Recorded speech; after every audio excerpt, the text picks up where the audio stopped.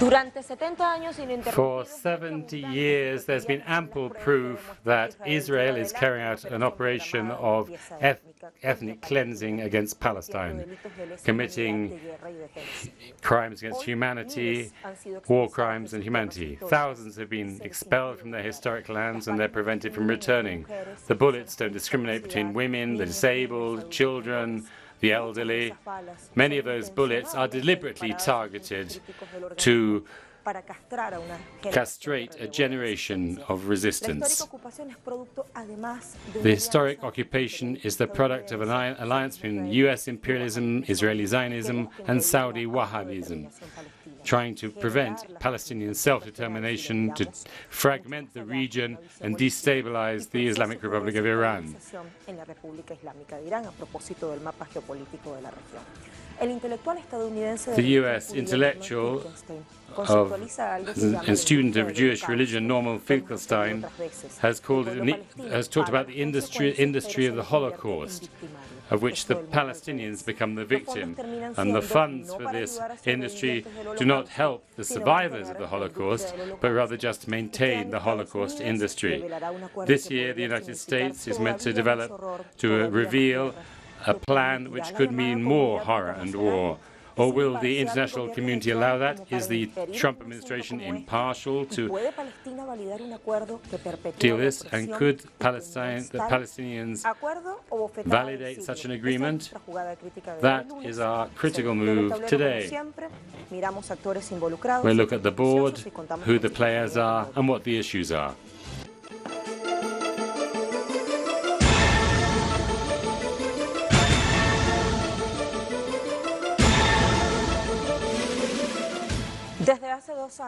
For almost 2 years, the White House, led by Donald Trump, has been drawing up a so-called deal of the century between Israelis and Palestinians. We don't know the details entirely of this document yet, but many details have been leaked. On Monday, the 15th of April, the Washington Post revealed, for example, that it doesn't foresee the creation of a Palestinian state and the territories occupied during the '67 war, nor does it recognize Jerusalem as a Palestinian capital. This is a key point because that's been a historic struggle of the Palestinians ever since then. Washington has said more than once that this is a fair, viable, realistic and applicable plan. And the president of the Palestinian Authority, Mahmoud Abbas, says that any conversations are useless because the next days we will see something very difficult.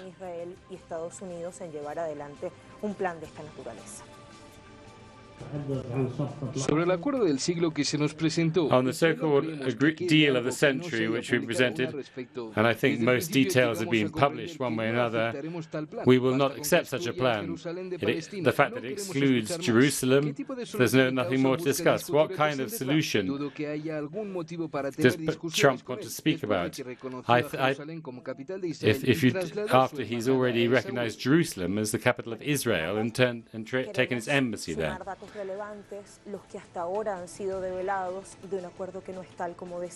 So, let's look at some more elements. Let's look at this headline. The so-called agreement of the century is the blow of the century. An agreement of the century or a peace plan for the Middle East. It involves arbitrary and unilateral measures against the Israeli-Palestinians.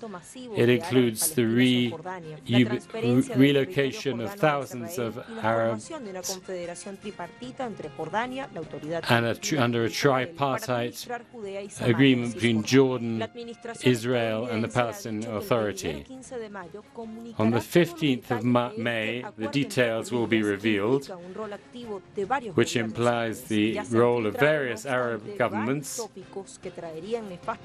Various aspects have been leaked, but the benefits clearly go to Israel. It will be released on the day of the Nakba, when the State of Israel was created, they're looking for an agreement which will change the political map. The plan does not recognize a sovereign Palestinian state. It denies the right to return of those expelled by Israel. It involves an extensive military deployment along the Jordan River. Mahmoud Abbas has rejected the agreement because it doesn't include Jerusalem and Gaza. Trump also recognized Jerusalem as the Israeli capital in December last year, and none of the Jewish settlers will be removed. And Trump, it's been developed by Trump, by his nephew Jared Kushner, and by Benjamin Netanyahu. It will only generate violence and destabilization.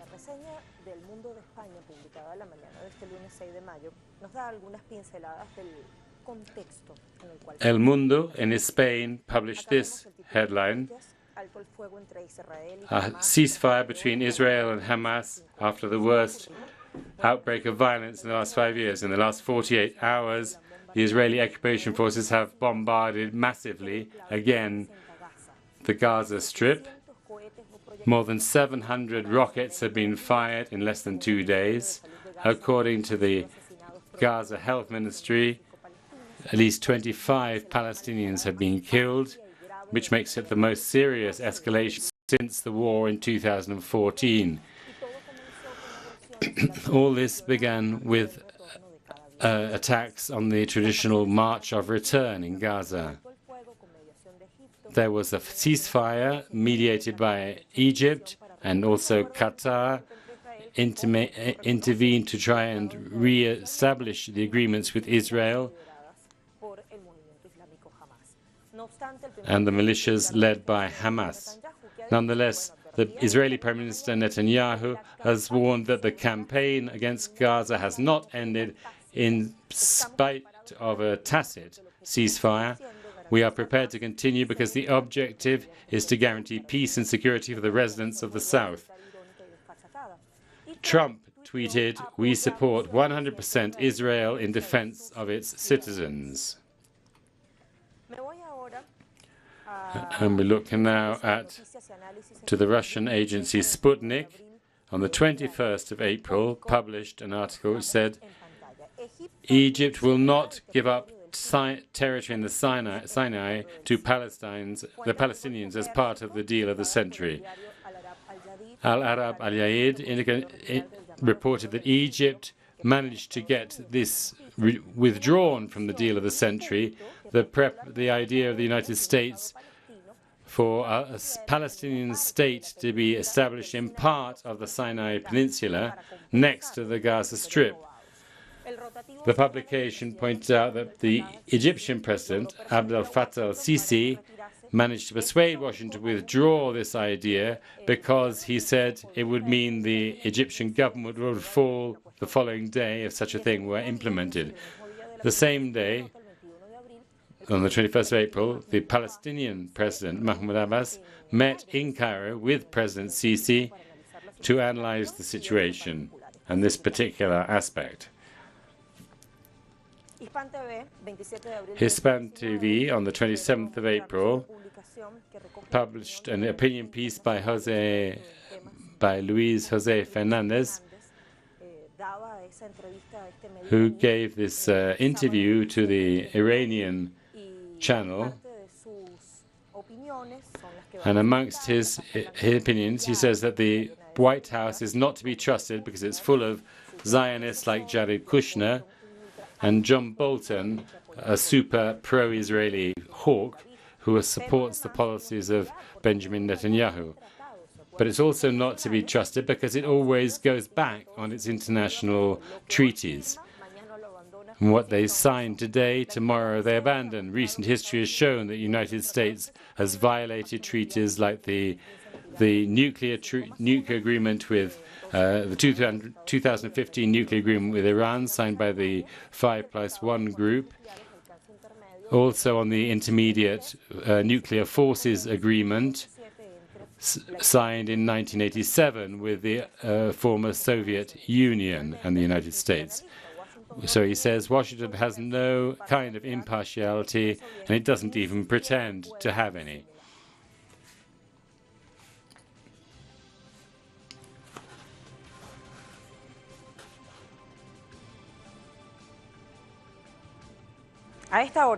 So, let's go to Hisham Wanous, our correspondent in Damascus.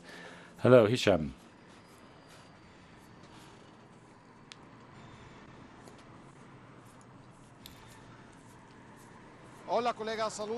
Hello. In 1947, that was the beginning of the Zionist occupation of Palestine. In the period of 1947 to 1949, the Zionists expelled from their territory more than 700,000 Arab Palestinians, and in 1967, the Israelis occupied East Jerusalem and the West Bank. Today, 7 decades later, Donald Trump is imposing a plan called the Deal of the Century, supposedly to resolve the Israel-Palestinian conflict. But the Palestinians announced that this is a violation of international law. It's trying to block the peace process and prevent a negotiated agreement. In fact, it's a blow of the century, and it's an intrigue between the United States and Israel to destroy the Palestinian national project. The White House advisor of the White House, Jared Kushner, announced that the details of the agreement could be revealed on the 15th of May, on the 71st anniversary of the Nakba catastrophe in Arabic, when the Israeli state was proclaimed on Palestinian territory. However, some U.S. media say that the plan denies the Palestinian refugees the right to return to their country from which they were expelled after the formation of Israel in 1948, and nor does it even foresee a sovereign Palestinian state. In fact, it promotes a version of a status of autonomy, not sovereignty for the Palestinians. Kushner also said last Friday that an end of the two-state solution, which came out of the Oslo agreements in 1983, and proposed that in the Palestinian territories, now occupied by Israel, that they should have a sovereign state. That was what came out of the Oslo agreements on the 67 territories. Washington has now increased pressure on the Palestinians, like recognizing Jerusalem, Al-Quds, as the capital of Israel, and the recently elected Prime Minister Benjamin Netanyahu, with his expansionist policies, with a new aggression against Gaza, arbitrary detentions, and pressure on Palestinian prisoners. Kushner and other U.S. officials have made peace conditional on the recognition of Israel by the Arab states, which began to be applied after the normalization of the re-establishment of relations between Israel and some of the Gulf states. And they're putting pressure on Mahmoud Abbas, the Palestinian president, to accept Egypt and the United Arab Emirates is pressing in the same direction, and Mohammed bin Salman, of the Crown Prince of Saudi Arabia, is proposing the creation of a Palestinian neighborhood outside of Jerusalem, proposals which were rejected. There are now 5 million Palestinians living as refugees in the diaspora, and this agreement that Jordan should give nationality to about 1 million Palestinian refugees. At the same time, internationally, the Palestinians want Russia and China to play a more relevant, more important role in the achievement of a just solution for all parts in the conflict. And they are warning that the so-called deal of the century has no possibility of advancing because it doesn't contemplate the main Palestinian demands, basically the creation of a sovereign state with Jerusalem as its capital, the return of the refugees, and the halt to Jewish settlements on Palestinian territory. Information from Damascus. Thank you, Hisham. What about in Washington? Our correspondent Jorge Estozo is there.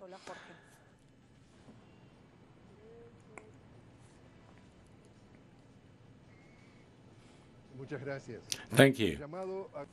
The so-called deal of the century, or the blow of the century for the Palestinians,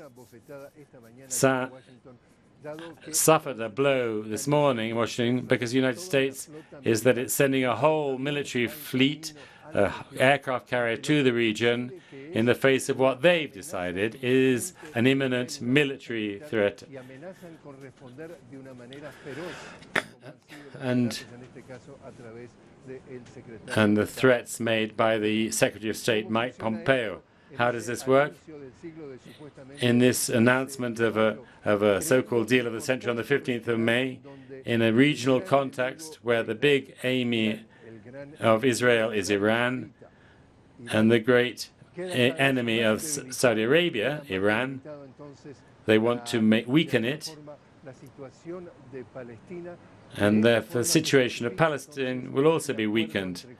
So it would be a so-called deal of the century in which ever more the Israelis gain terrain justified by a supposed regional threat, which was that was the theme today in Washington. Thank you, Jorge. So we have a few questions here. Why are we calling an agreement something that was never negotiated or discussed between the parts? Is Donald Trump and the Israelis, Benjamin Netanyahu, do they have the means to impose this plan? And can the United States be open? If it's openly in favor of Israel, how can it be a mediator in the question between Israel and the Palestinians? These are the questions we leave on the board as we go into our short break. We'll be back shortly with Critical Moves.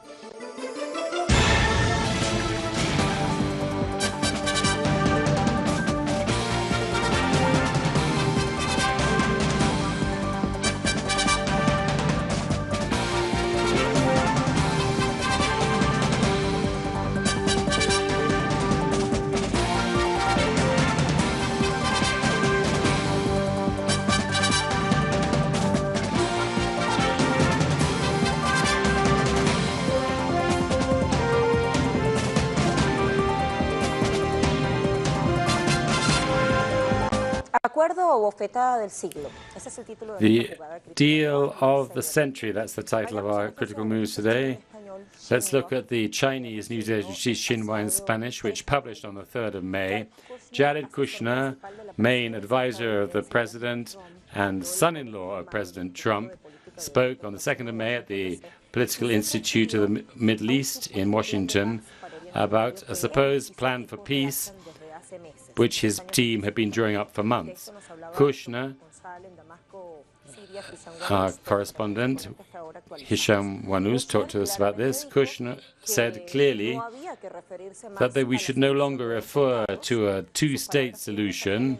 What he said exactly, if you say two states, it means one thing for the Israelis, it means something else for the Palestinians. Let's not talk about that anymore, and let's work in the details of what this means. It's not a lie when we say that the author of this plan is Jared Kushner.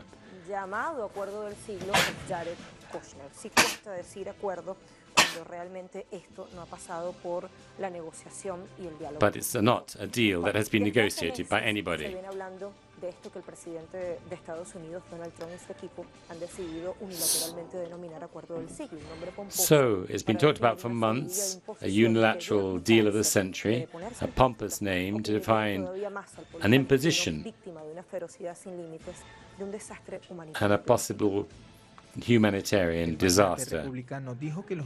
The head of the White House said that his plan would be developed and delivered on the 15th of May, although Jared Kushner said it might be announced only at the beginning of June, at the end of Ramadan.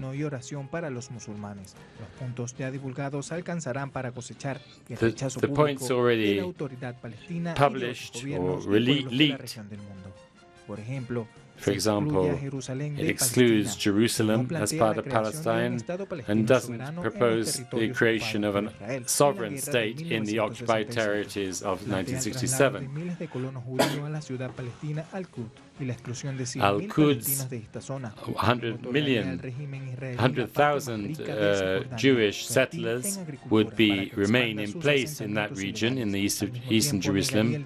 It would also deny the right of return for the tens of thousands of Palestinians expelled from their land. Mahmoud Abbas, the Palestinian president, said that the Palestinian people will continue to lift themselves out of the rubble, and they will confront the occupation and colonialism until the end, and that a government like the United States cannot be an independent mediator in the conflict, especially after Trump announced in December that he was moving the U.S. embassy in Israel from Tel Aviv to Jerusalem. So let's go to the analysis as we do it this time. So let's go to the Chilean journalist, writer and analyst Pablo Joffre, who's permanently been investigating the Middle East and the Maghreb, and Galeb Musa-Hamad, international analyst in Argentina and a great expert on the Middle East. Welcome to both of you. So, let me ask you first, Pablo Joffre, why are we calling a deal something that hasn't been negotiated between the parts? Makes it difficult to say. Deal of the century? So is it a deal or is it a blow, a slap? Lucía, buenas tardes y buenas tardes también. Good afternoon, Lucia. Good afternoon, Galeb in Buenos Aires. I think it's a blow, it's an imposition.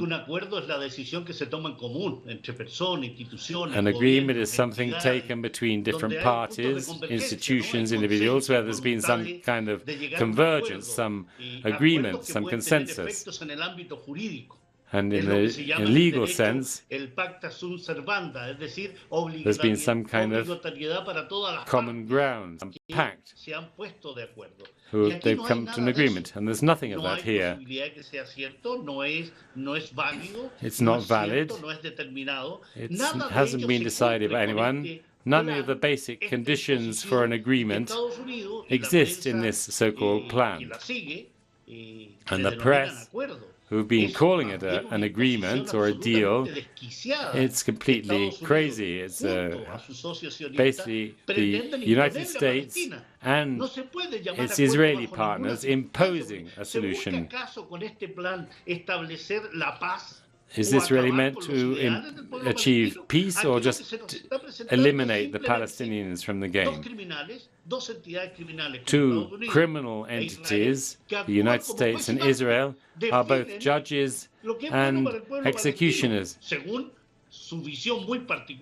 according to their very particular view of things. The Palestinians don't need self-determination, they don't need a return of the refugees, they don't need Al-Quds as their capital, they don't need water, they don't need land.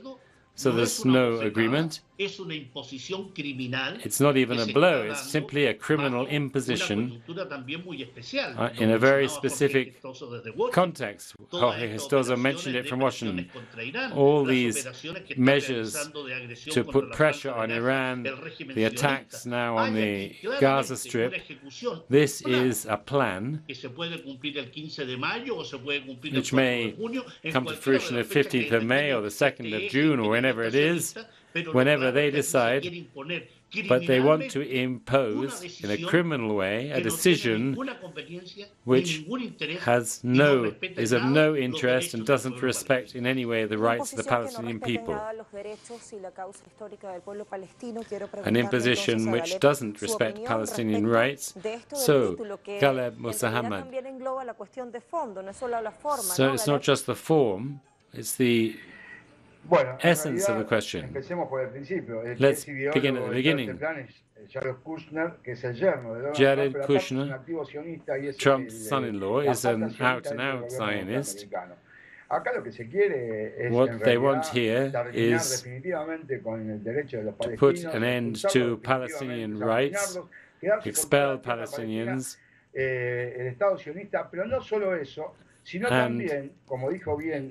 but as Pablo said, and a big greetings to Pablo and to your audience, and they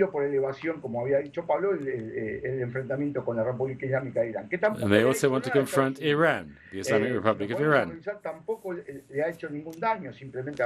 which has done no harm to the United States. But let's see what the Palestinians are doing. Firstly, the provocation of moving the embassies to Jerusalem, then the recognition of the Golan Heights as part of Israel, which Israel is an artificially created state on Palestinian land for the last 70 years. And 181 resolution, which is totally unjust.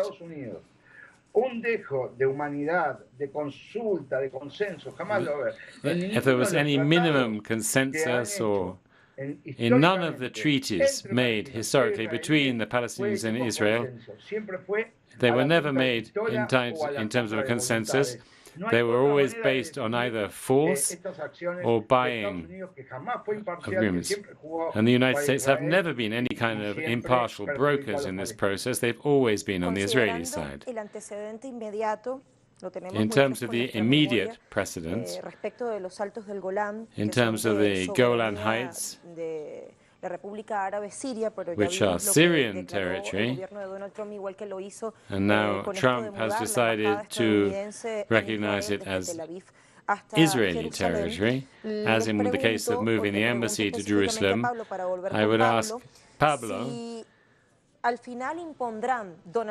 will Trump and Netanyahu be able to impose this plan of theirs? And if they do impose it, what will be the consequences for the region? It will have terrible consequences. Undoubtedly, the Palestinian people will rise up against this imposition. If they can impose it, well, they can. The so-called agreement, which isn't a deal or an agreement, but an imposition, this is just demonstration of the collusion between the United States and Israel, to which a number of corrupt Arab governments have joined or given support or been complicit with. And they say, you say the Palestinians accept the apartheid we're imposing and we'll be slightly less aggressive towards you, or else we'll really finish you off. That's what Kushner, Netanyahu, and the silence of the world governments allow this to happen in a shameful way. And I think only the dignified resistance of the Palestinian people, the heroic Palestinian people, can demand the right of their people to exist. Otherwise, in the face of a series of attempts to exterminate them, this Palestinian people has said they will not be confined to a concentration camp, nor will they be exterminated by Zionism. And they've said the same since 1948. Israel was created artificially as a beachhead of imperialist interests in the Middle East. And in all this, we have to emphasize this collusion between the United States and corrupt Arab monarchies who have allowed an agreement with Zionism to annihilate the Palestinian state and its aspirations. There is an axis of resistance from Iran to the Mediterranean, with Hezbollah in Lebanon, with the Palestinian militia, the Al-Quds forces. This is a resistance to the United States, and the United States has suffered repeated defeats in its interventions in the Middle East, and they may suffer another defeat. And I think they will continue to suffer defeats until this foul ideology is defeated. Let's go back to Galeb. The United States is openly an ally of Israel. They can't be impartial mediators or brokers in such a deal. If we accept that, is there any way there can be talks, or do we have to give up on the idea of negotiations? All United States have been in favor of Israel. There's never been a US government in favor of the Palestinians. It's always been to help Israel occupy more land and to carry out the ethnic cleansing of the Palestinians. There has never been a US government in its history, or even remotely impartial in this dispute, because they have the same interests, the Zionists, the United States. On the other hand, the possibilities of negotiations have been run out of steam a long time ago. In fact, the announcement of this deal of the century, which is no deal at all, on the 15th of May, is like is not taking the Palestinians seriously at all.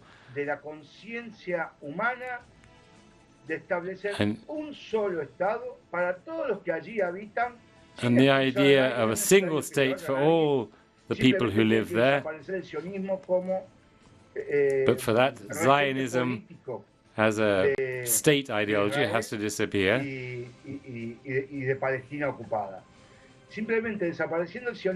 If Zionism as a state ideology disappears, then you can have a single state where everyone coexists democratically. But that will not happen as long as Zionism is running the show. And looking at the consequences, you asked Pablo and about the resistance.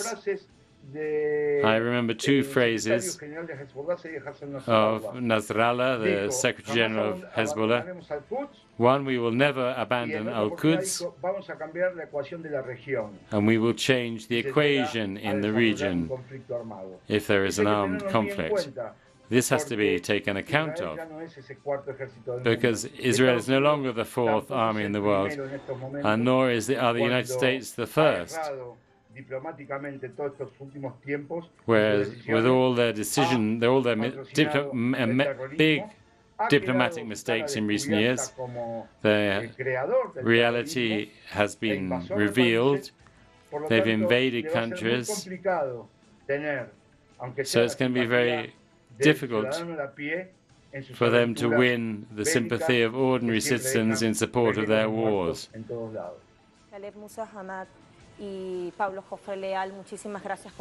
Galeb Musa Hamad and Pablo Joffre, thank you very much for joining us from Chile and Argentina, respectively. Thank you very much for your considerations. So, we're going to talk to our next guest to talk about the real implications of this plan. And is it possible what is the possibility of an international coalition to stop this plan and to achieve peace in the whole Middle East? Is that possible, peace in the Middle East?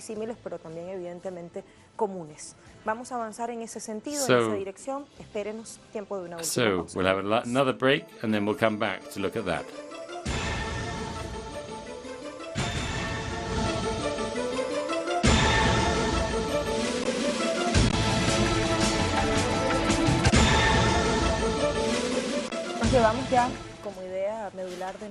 So, our analysis on the so-called deal of the century, would it be a real setback, historic setback for the struggle of the Palestinian people?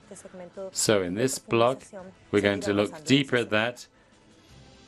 Los países árabes de la región que apoyan a Estados Unidos buscan debilitar a the Arab people of the region who support the United States seek to weaken Palestine and strengthen Israel.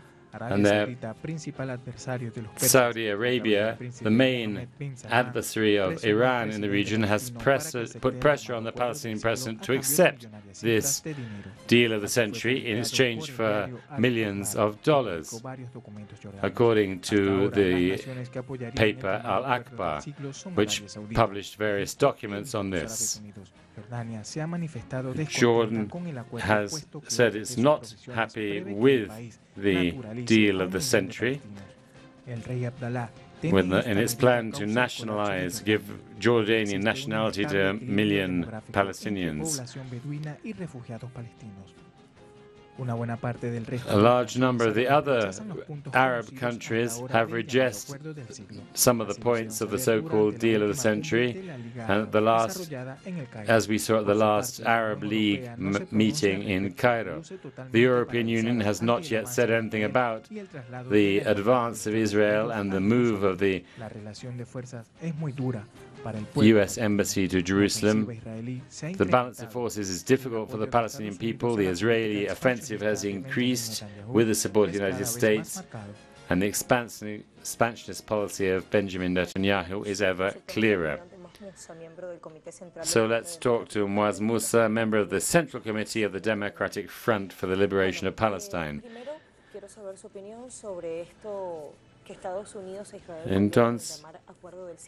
So what's your opinion of this deal of the century? I think it's very important to remember the so-called deal of the century played a very important part in both Trump's campaign and Netanyahu's election campaign.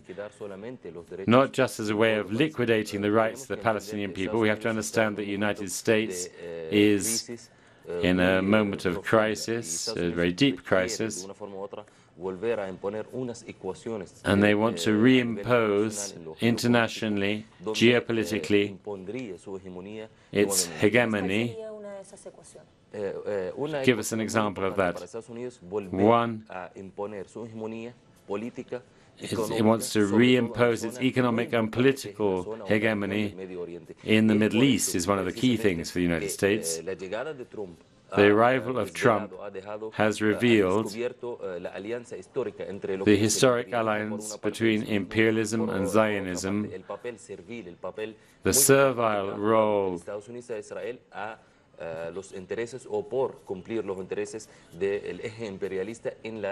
Israel is a subordinate partner of imperialist interests in the region. We don't think we should expect some press conference where they will announce this deal of the century. We know that since the arrival of Trump, on the ground, this plan is being implemented, and more than 80% of the so-called deal of the century is already being implemented with the building up of an alliance with the Arab countries, with Saudi Arabia at the head, to convert Israel as a normal state in the region and accuse or direct all efforts against the new devil in the region. One of the fundamental causes which would give long life to the Zionist state is the eradication of the Palestinian people, and never to allow a independent Palestinian state, much less that Jerusalem be its capital, or recognize the right to return of the Palestinian refugees. So from our point of view, we know that everything is heading in that direction. Trump arrived, began to attack directly. The first point, recognizing the Jewish settlements in the occupied territories and in the West Bank, and the right of Israel to have these settlements. Second point was to recognize Jerusalem as the state of the Zionist state. Third, to attack the UN Agency for Refugees in Palestine,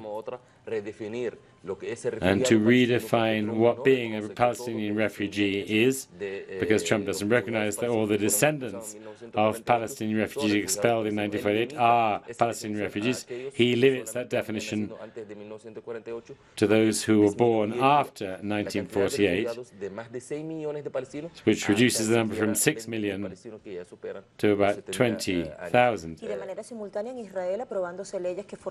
And at the same time, Israel has been approving laws to strengthen Zionism.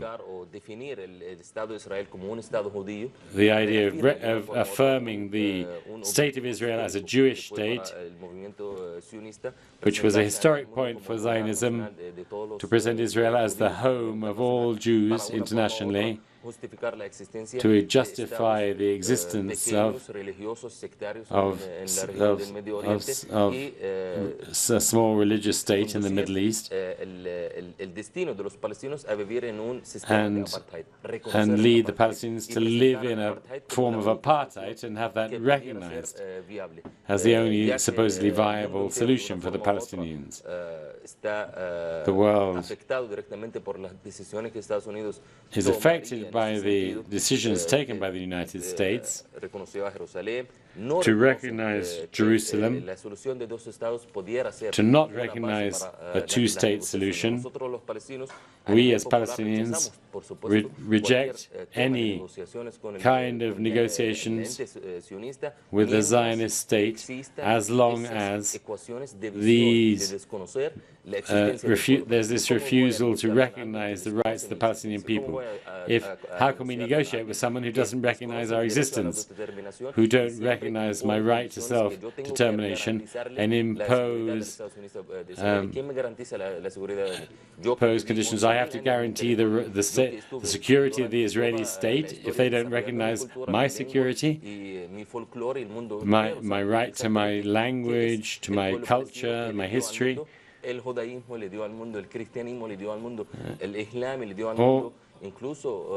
We have to recognize all the cultural legacies of Islam, Christianity, Judaism.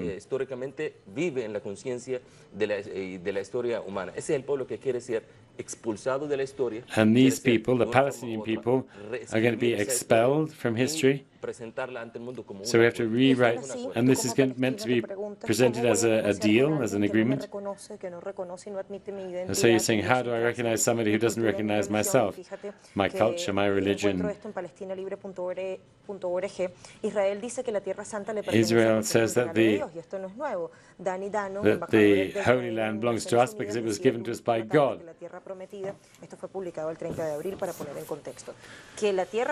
The Promised Land, including the West Bank, Judea and Samaria, belongs to the Jewish people because Jehovah gave it to us, and to turn it into the spiritual center. This is the essence of Zionism, to hide economic and political divisions with a religious discourse. When they asked which show this historical existence in Palestine, he said that it was a promise of Jehovah and Abraham, and all this biblical discourse in the 21st century. We cannot depend on a religious narrative. The fact is, capitalism and North American imperialism want to push us into this destiny. In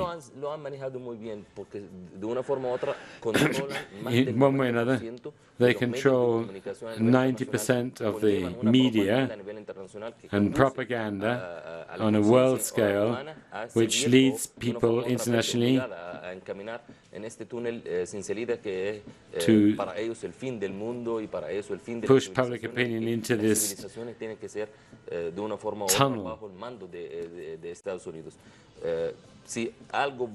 If something good has come with Trump's arrival in the White House, it's that it's revealed, it's dismantled the discourse of the United States of being a mediator in the conflict in Palestine between the Palestinians and Israel.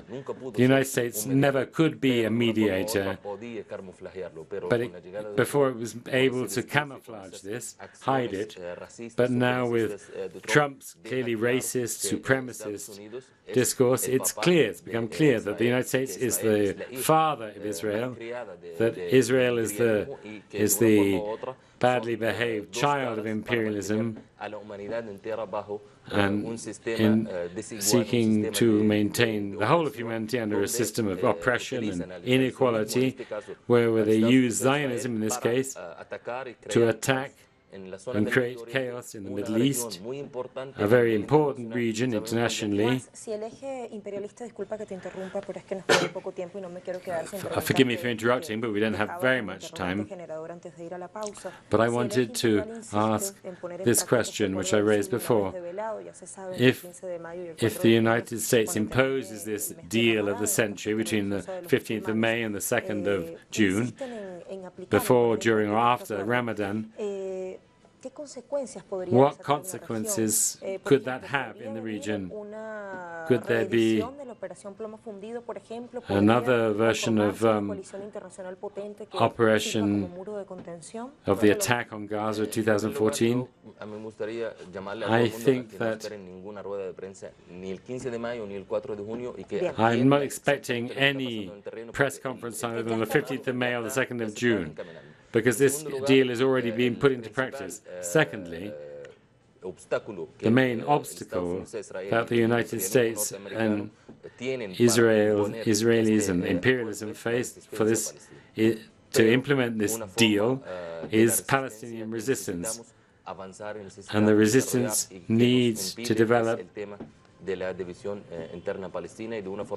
One of the issues is the internal division amongst the Palestinians and the chaos in the Middle East region.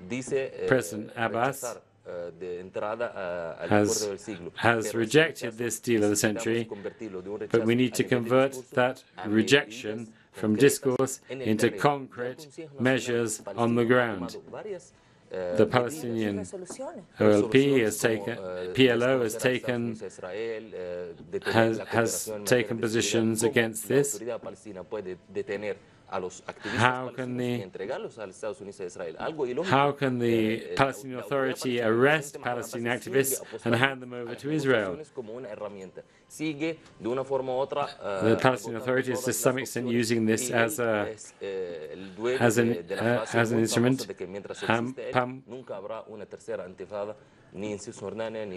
And Mahmoud Abbas has said there will not be a third intifada because we will have talks. We think the Palestinian resistance is the main obstacle. We have to develop this resistance in a united way, The unity of the Palestinian nation is fundamental to oppose this deal of the century. Obviously, we need to coordinate with the Islamic Republic of Iran, with Hezbollah, all the progressive forces internationally, all the anti-imperialist forces, to resist the hegemony of US imperialism and Zionism. We will not count on most of the Arabic governments. What about the European Union? They're kind of turning a blind eye to all this.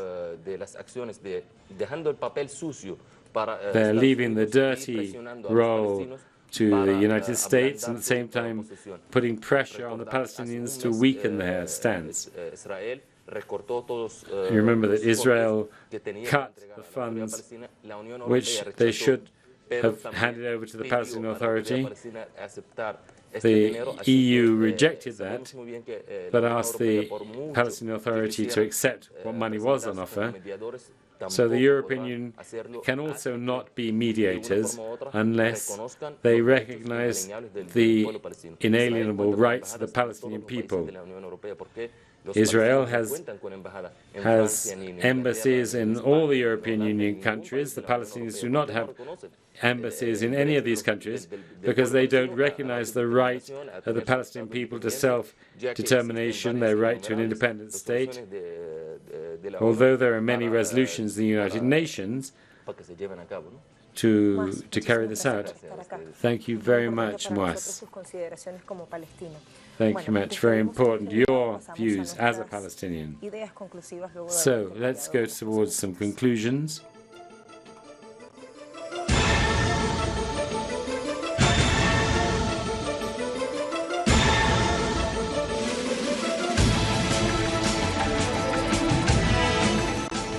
Okay, so as we were told, neither an agreement, a deal, nor a blow or a slap. It's a criminal imposition by the United States and its Zionist partner to put an end to Palestinian rights and ideals and their historic struggle. To take over Palestinian land, which decides that the Palestinians don't need self-determination or sovereignty, they don't need the return of the refugees or Al-Quds as their capital. This is the campaign against Iran through this alliance between the United States, Israel, and Saudi Arabia. This will bring terrible consequences for the region, the imposition of US hegemony in the Middle East, a region which, of course, the United States is very keen on controlling, because they cannot be impartial brokers, because they've always been on the Israeli side in this conflict, and they protect their interests. So an international coalition is decisive to resist the imposition of this deal of the century, although, as Moaz said, it's already being implemented, as Moaz told us. We will continue to analyze these issues in Critical Moves. Thank you for joining us. Until next time.